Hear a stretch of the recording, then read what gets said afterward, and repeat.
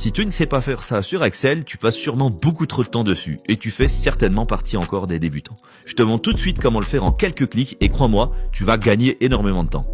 Donc pour ce faire, on va aller dans l'onglet Accueil, tu vas cliquer sur les cases bordures que tu as l'habitude d'utiliser, mais on va pas utiliser les onglets bordures, on va aller dans Traçage des bordures et je vais avoir besoin de 4 formules tracées, les grilles et les bordures, la couleur des traits et le style de trait.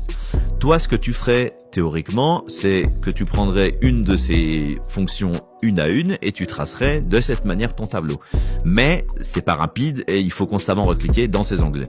Donc le tips ici, c'est d'aller sur ces formules, tu fais clic droit, ajouter à l'accès rapide. Donc fais ça pour tous, sauf pour effacer, parce que tu vas comprendre pourquoi. Et ensuite, tu vois que tu vas les avoir en accès très rapide en haut, c'est le but.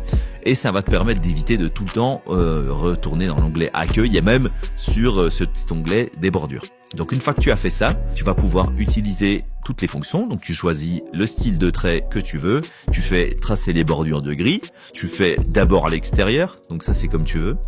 Et ensuite, tu vas pouvoir changer encore ton style de trait ou garder le même, c'est comme tu veux. Et voilà, là je vais faire par exemple des bordures assez épaisses et l'intérieur des grilles pointillées. Donc on peut voir que je peux annuler si je me suis trompé avec un CTRL Z, contrairement aux autres fonctions, ce qui est beaucoup plus pratique encore. Et tu peux même changer la couleur. Donc tu peux faire uniquement une ligne et pas la colonne tout entière.